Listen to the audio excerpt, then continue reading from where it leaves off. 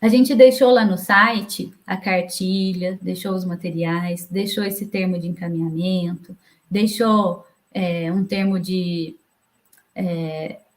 sobre o sigilo, alguns documentos que pudessem facilitar a vida dos profissionais, porque tem aqueles que falam assim, eu não sei fazer encaminhamento, então não vou encaminhar. Não, pelo fato de não saber, a gente tem um modelinho lá. Precisa ser daquele jeito? Não, não precisa. A gente tem, só caso você realmente sinta essa necessidade, né? Pessoal, a continuidade de cuidados, essa fase que a gente chamou na cartilha de contra-referência, mas não precisa decorar isso, viu, pessoal? Porque essa foi uma forma que nós encontramos de conseguir estruturar ali o conhecimento que a gente gostaria de passar. Mas esse é um tema nosso, né? Dos autores da cartilha. Não é um tema de prova. Né? As questões legais, sim, estão contempladas no ECA, podem ser questão de prova. Então, o que tem de recheio em tudo isso, tá? Isso aí são conteúdos e conceitos que, sim, espero que num futuro possa ser contemplado também, né, nos nossos editais, porque é um tema que merece a nossa atenção. Mas o que tem no edital de vocês é referente às questões mais legais. Esse recheio ajudaria vocês demais em que condição? Estudo de caso. Caso a gente tenha uma situação dessa. Por que é importante um cuidado posterior dessa mulher? Porque ela precisa trabalhar o luto, podem haver questões sociais importantes, e também porque ela pode ter a oportunidade ali de desenvolver um planejamento familiar, né, mais responsável, mais consistente, né? Nesse livro, Mulheres Abandonadas, que é a referência que eu trago para vocês, né, ela é uma referência no estudo desse tema. Ela é uma das pessoas que estavam lá discutindo o caso da entrega legal na ANGAAD, que traz esse livro que é um presente, né? Mulheres Abandonadas, pioneiro para tratar desse tema, né? Das mulheres que desejam a entrega do bebê. Ela diz o seguinte: a falta de elaboração adequada da entrega de um filho pode, a nosso ver, talvez explicar os casos nos quais o ciclo abandono-adoção tende a se repetir. Não raro, após a entrega de um filho, decorrem sucessivas gravidezes, que parecem, grosso modo, objetivar preencher o vazio de um luto não elaborado, talvez até aplacar a culpa decorrente de tal ato. Por isso, tão importante a gente cuidar, né, desse momento. Contudo, lembre-se sempre, todo o encaminhamento a essa mulher deve ser com a anuência dela. Nós trabalhamos aqui em Uberaba da seguinte forma: a gente tem uma parceria com a psicologia do Hospital Escola, e hoje, na nossa comarca, essa demanda, né, da mulher que deseja a entrega do filho em adoção, ela é considerada como uma especialidade, ou seja, ela entra como alta complexidade no hospital. Então, ela é admitida imediatamente. Quando ela integra o programa, ela é admitida no Hospital Escola para o pré-natal especializado. Veja que salto que nós demos, conseguindo que essa instituição, Hospital Escola, compreendesse que a gente está diante de uma situação especial, que merece um cuidado especializado. Então, uma vez integrando ali o ambulatório de especialidades relacionado aí à mulher que deseja entrega, toda consulta de pré-natal, ela já tem o atendimento psicológico. Por quê? O que acontece? Essa mulher, ela tem uma necessidade urgente por esse apoio psicológico, compreendem?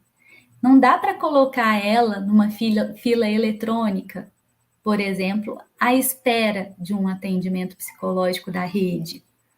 Por isso, para cuidar dessa condição da entrega e realmente fazer acontecer, a gente precisa de conversar enquanto rede, né? E buscar, de acordo com a nossa realidade, desenvolver esse fluxo próprio.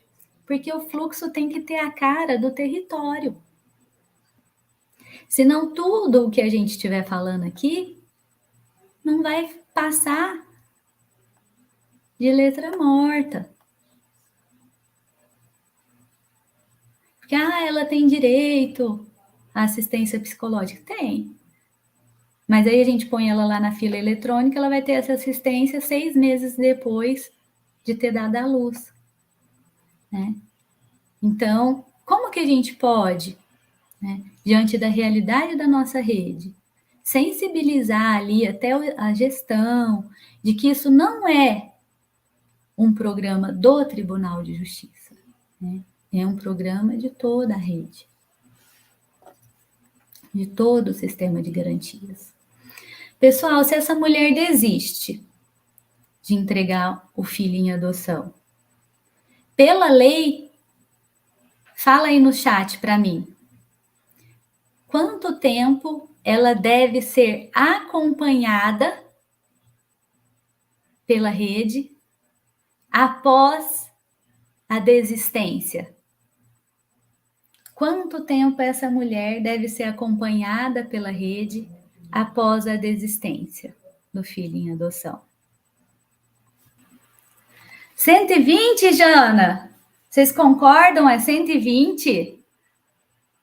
A Silvia disse 6 meses, a Débora disse 180 dias, a Maria Inês disse 6 meses, que é o mesmo que 180 dias, a Letícia 180 dias. A Jana dizendo, que coisa maravilhosa, é emergência, os sentimentos estão latentes, é necessário sim que ela elabore de forma adequada. Pessoal, parabéns! 180 dias, a lei diz 180 dias. Vocês estão muito afinados, que coisa linda!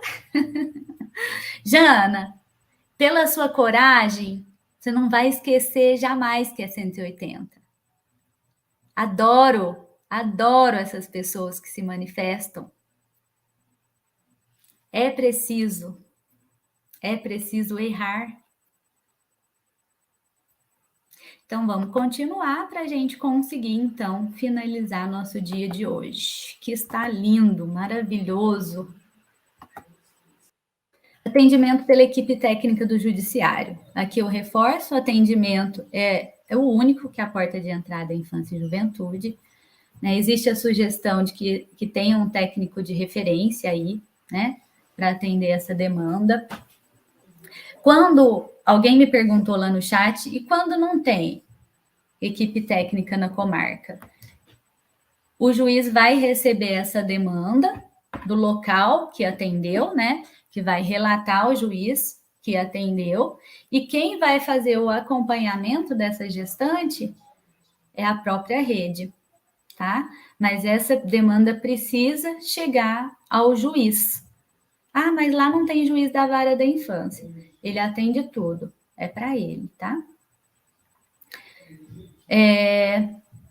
Aqui a gente propõe na nossa cartilha, e isso não está na lei, não confundam, né, que seria importante que a equipe pudesse apresentar ao juiz o atendimento inicial ali do primeiro dia e pelo menos um outro, né, no fim do trabalho, no mínimo, né?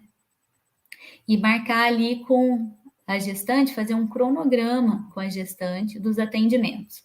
Os principais instrumentos técnicos, pessoal, quero que vocês deem atenção nisso, porque num estudo de caso, né, faz diferença. Os principais instrumentos são a entrevista com essa mulher e a articulação com a rede socioassistencial, caso haja a anuência dessa mulher, tá? Evita-se a intimação, então a gente prefere fazer um contato telefônico, fazer uma programação e já deixar com essa mulher, para que ela não seja exposta, uma vez que ela, né, ela optou pelo sigilo, se for o caso. Visita domiciliar, pessoal, é desaconselhável. Ah, isso está na lei? Eu vou errar se eu colocar visita domiciliar lá? Se fosse eu que fosse analisar a prova, eu daria um pontinho negativo. Por quê? Se a mulher está privando não, ela está priorizando aí sua privacidade, vocês concordam que a visita domiciliar pode ser invasiva? Quais orientações são relevantes, pessoal? E aí eu gostaria que vocês tivessem a compreensão de todo esse slide aqui, tá? Principalmente dessas orientações relevantes. Né? Você orienta ela do direito da criança em permanecer na família de origem ou na impossibilidade na sua família extensa. A criança tem esse direito, né? Ela pode optar, né, para a criança permanecer na família de origem de alguma forma, se for do desejo dessa mulher. Vejam, se for do desejo dessa mulher. Ela está no programa, né, com total liberdade e voluntariedade para tomada de decisão. Pessoal, olha que palavra boa, que palavras-chave para vocês usarem no relatório de vocês, no estudo de caso. Ela tem total liberdade e voluntariedade para tomada de decisão. Da irrevogabilidade da adoção, ou seja, uma vez que essa adoção ela é deferida, ela é finalizada, não é possível mais voltar atrás. Você compreende isso? Da possibilidade de opção pelo sigilo quanto ao nascimento e à entrega da criança. Isso aqui é muito importante, pessoal. Ao direito de o filho buscar sua origem. Vocês costumam ler, né, o artigo completo da lei, quando o artigo diz assim: a mulher tem direito ao sigilo, contemplando, contudo, o artigo 7º desta lei. Aí a gente fica com preguiça, né? De ir lá no artigo 7º para ver o que é isso, do que se trata. Pessoal, quando tiver essa ressalva, vá até o artigo 7º. E aí você vai nas suas anotações, puxa uma flechinha e escreve do que se trata. Num desses artigos da entrega legal, você vai ter o seguinte, né? alguma coisa lá, a mulher tem direito ao sigilo, alguma coisa assim, salvo, tal, tal. E aí, o que que diz nesse tal, tal, quando você vai lá olhar? Diz o seguinte: a criança e o adolescente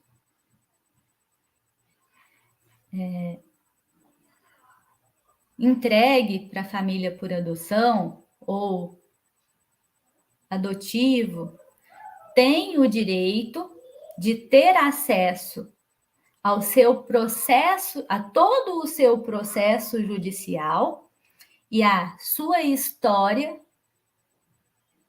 a partir dos 18 anos.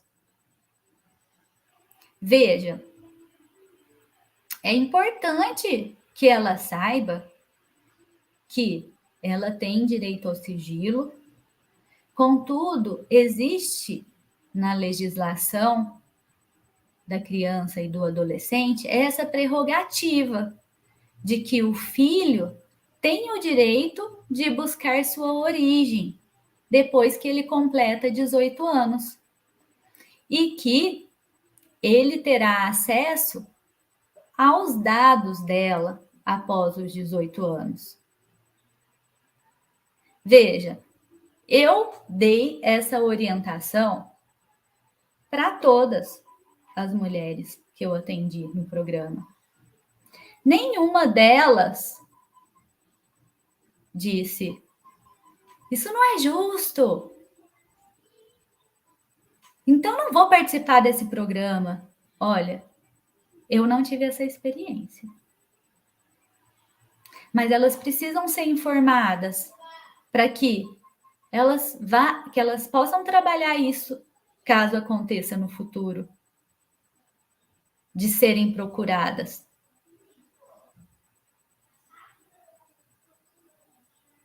Vocês entendem como isso é importante? Porque depois elas podem ser pegas de surpresa e se sentir totalmente traídas pelo judiciário. Pô, quem me atendeu falou que eu tinha direito ao sigilo. E agora, né, essa pessoa me procura? Ela deve ser orientada também da participação dela na audiência após alta hospitalar. Veja, pessoal, outra coisa que vocês devem atentar na lei é que a lei diz o seguinte: em diversos momentos, né? Quando é ali aquele artigo que fala, né, que a equipe técnica vai acolher essa mulher, né, do judiciário, observando seu estado puerperal. E aparece de novo esse observando seu estado puerperal no seguinte momento, né? Deverá ser marcada audiência após alta hospitalar. Vejam, após alta hospitalar, deve ser dado total prioridade. A vara da infância deve dar total prioridade para isso. Né? Não é para ser marcado, você vai ter que. A vara da infância, o juiz tem que estar sensível, perceber que ele vai ter que encaixar essa mulher quando o bebê nascer. Veja, né?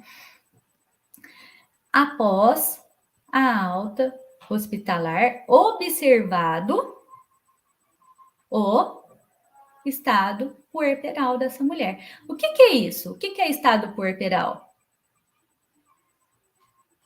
É aquele momento do pós-parto em que a mulher, né, pode estar com os hormônios, ela vai estar com os hormônios alterados. Todas nós ficamos com os hormônios alterados. Observar essa alteração, ela está trazendo prejuízos para essa mulher, ela entrou num processo depressivo que a gente vai precisar aguardar ela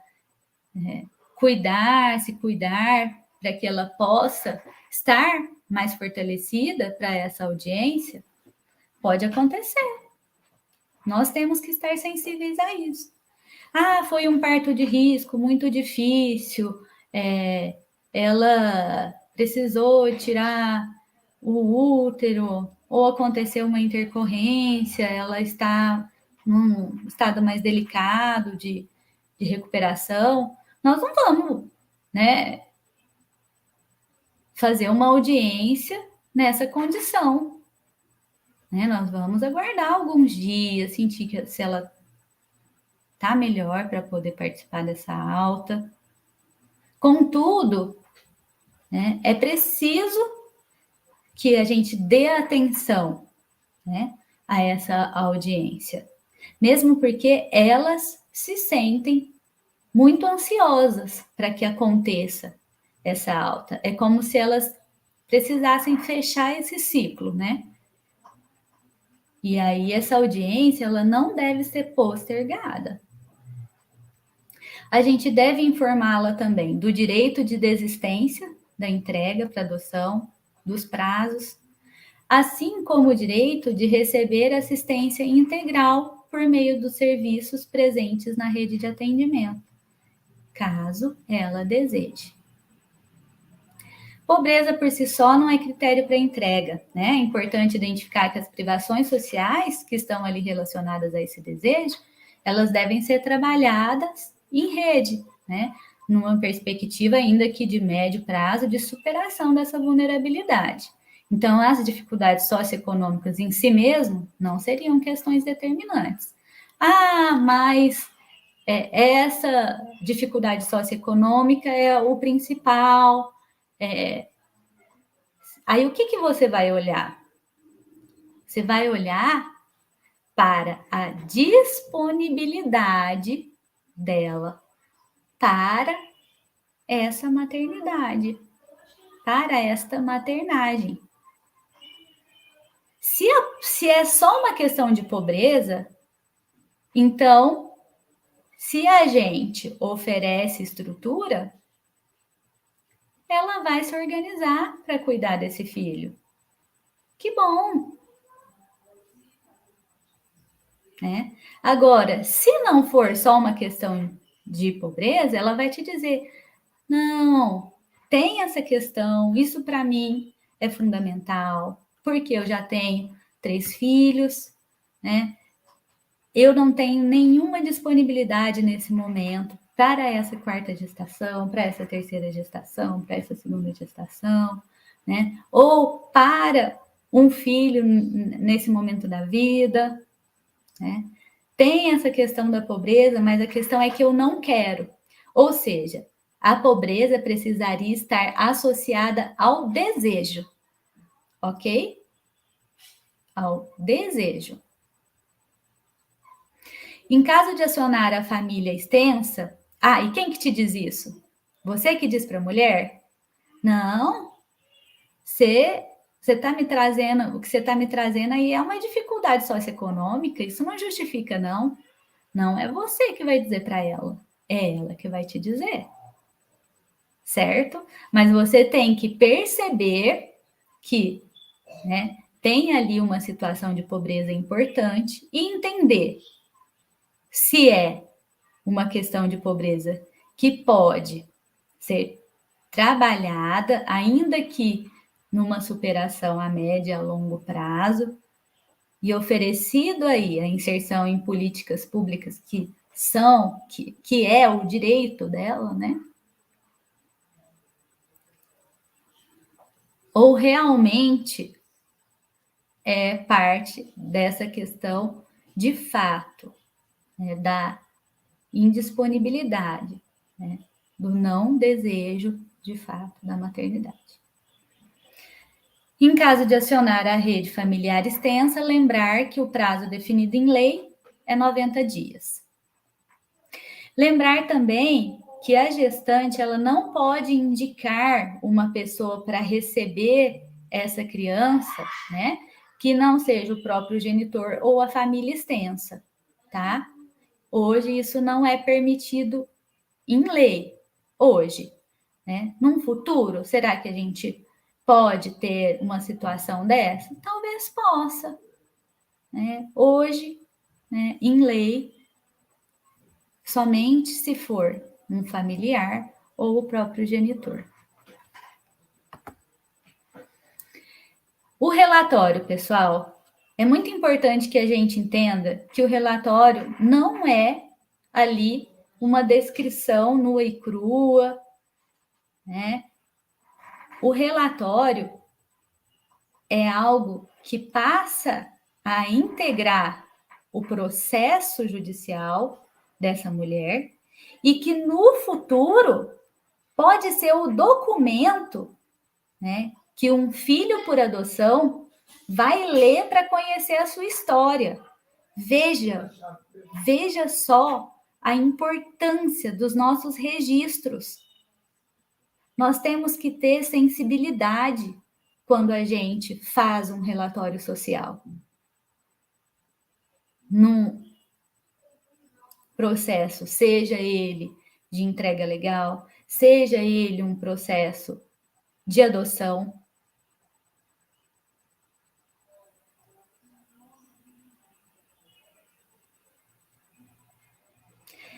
Se a gente entra no automático, pessoal, na nossa prática profissional, a gente perde a oportunidade de fazer diferença em tantas histórias. Porque aqui o seu relatório pode fazer diferença, não só para dar voz a essa mulher, mas para um filho por adoção receber a sua história de uma maneira muito mais compreensiva e adequada.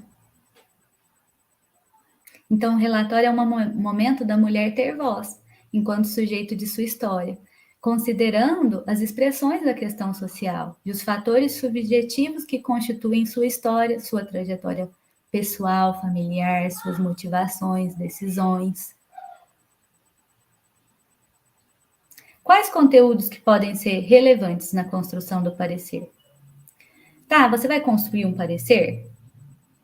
Sim, você vai construir um parecer, você vai construir um relatório social. Contudo, seu parecer não é avaliativo, vocês entendem isso? Não é para dizer, olha, nesse caso é uma violência, então ela realmente tem direito à entrega. Não tem esse caráter, né? Os conteúdos importantes são a motivação da entrega, as percepções do processo decisório, observações quanto ao estado gestacional e puerperal. Pessoal, super importante também na construção do relatório de vocês num estudo de caso, no caso do concurso. A menção ao desejo ao sigilo, né? Bem como descrição da rede familiar e da paternidade, caso ela autorize, né? Você só registra ali caso ela autorize. Você não vai registrar o nome da paternidade, ainda que ela tenha te dito, se ela não deseja indicar essa paternidade. Você vai, né, fazer as suas observações, o seu relato, mas não vai expor, né? Em respeito ao direito que ela tem, inclusive.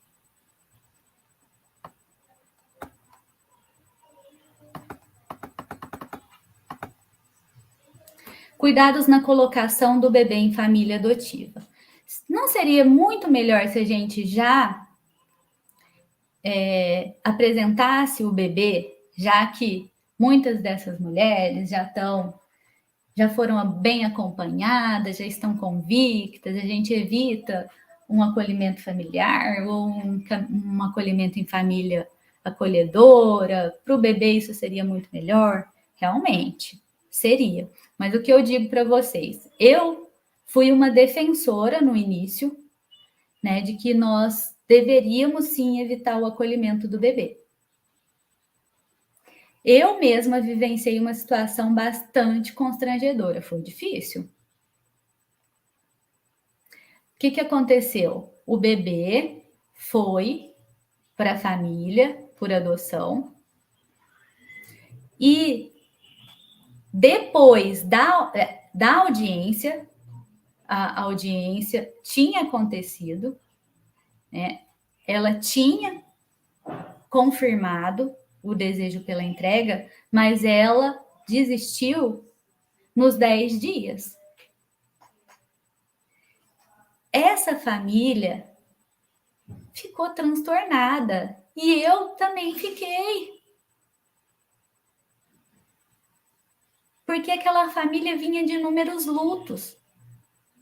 Já tinha perdido o bebê. Aquela família, ela celebrou a chegada daquele bebê de uma forma, ela se entregou de uma forma. Olha que dor! E eu fazia parte disso. Apesar de eu ter informado eles de que ela tinha 10 dias para desistir, pessoal, nessa hora, a família que recebe esse bebê, ela não tem nem condições de assimilar isso, ela nem escuta de tanta emoção. Então, em caso de colocação imediata, o que é importante, né, observar? Né? É importante, pelo menos, que todo mundo que está ali envolvido, inclusive a família adotiva, tenha clareza desse risco, né, assumido, de que, né, após a alta, haverá essa audiência e que ela tem direito de desistir. Então, todo mundo tem que ter clareza. Né? Então, o técnico tem que esclarecer sobre esses riscos, sobre esses prazos, né? Para a família ficar aí atenta. Mas algo relevante é evitar a convocação de pretendentes que passaram por muitas perdas e lutos. Por quê? Porque uma possível desistência da mãe biológica poderá causar danos significativos, como a vivência de um novo luto para esse casal ou para essa pessoa, até da própria desistência do projeto de filiação adotiva ou prejuízos numa nova vinculação, porque ele pode se apegar ali àquele bebezinho e depois ter dificuldade de se vincular novamente, sofrimentos difíceis de serem elaborados. Pessoal, eu construí esse parágrafo, né? E eu falo, é só pela oportunidade de estar sempre, ou pelo desejo, pela abertura de estar sempre aprendendo que a gente cresce. Tem uma meditação, né, que ela diz assim, não se culpe tanto, não existe erro, existe aprendizado agora. Né? Naquele momento eu me senti bastante constrangida, incomodada, pensando, será, né, que eu fiz a coisa certa, né, de insistir que a gente poderia evitar esse acolhimento do bebê, que a mãe estava muito convicta. Naquele momento, foi a minha decisão diante daquela situação, mas hoje já não faria da mesma forma. Né? A gente espera hoje em dia na nossa comarca, né, pelos 10 dias, e a gente tenta fazer com a maior prioridade possível, respeitando aí o estado de saúde da mãe. Mas hoje a gente não faz essa entrega imediata para evitar que essas situações aconteçam. Então, o bebê fica ali, né, em torno de 15 dias no acolhimento institucional. Eu aprendi, né? Faz parte. Finalizando, já que nós vamos para o meio-dia, e eu tinha jurado para mim que eu não ia mais fazer esse tipo de loucura. E tô aqui na loucura. Mas tá bom, estou feliz. Pessoal, esse é o fluxo descritivo que nós construímos para a nossa cartilha. Esse fluxo é bom que vocês leia cada um desses quadrinhos, porque ele tem um passo a passo, né? Vai dizer para você ali o que cada ator ou os atores mais importantes dentro desse fluxo precisam estar atentos, precisam promover, tá? Então, a gestante pode procurar diretamente a vara, ou ela pode também, né, ser chamada porque foi encaminhado aí, né, um ofício para o juiz. Mas o melhor e o que mais acontece é que a gestante, né, procura. Hoje em dia, acontece muito da gestante chegar super orientada, viu, pessoal? Porque ela vê na internet, ela procura, ela já sabe de cor nossa cartilha. Tem gente que vem de outras cidades, ai, porque lá na minha cidade não tive acolhimento, não tive estrutura, né? Fui constrangida. Então, tem gente que vem de fora para receber atenção na nossa comarca. E aí, você vai poder atender? Sim, você deve atender, tá? Só que aí você vai ter que dar algumas orientações importantes. Por exemplo, você já contou para alguém? Porque você está sozinha numa cidade. É importante que você tenha alguém para contar nessa hora. Porque essa decisão não é tão simples. Vai mexer com seus sentimentos. Não vai mexer, tá muito certo. Mas é importante você ter alguém que possa te escutar, te dar a mão. Importante que você tenha alguém, caso aconteça qualquer intercorrência no seu parto. Não vai acontecer, mas se acontecer, como que nós fazemos? Se você não contou para ninguém, como que nós vamos ligar para alguém para ser suporte para você? Vocês entendem, pessoal? São todas reflexões que são importantes. Talvez essa mulher ter pelo menos uma pessoa que ela conta e que ela sabe que vai ser acolhida, pode ser importante para ela, tá bom? Aí o que acontece se a gestante mantém a decisão para entrega e se a gestante desiste da entrega? Então, tudo o que acontece. E se a gestante ainda está em processo decisório, né? Então, esses quadrinhos são importantes que vocês tenham acesso.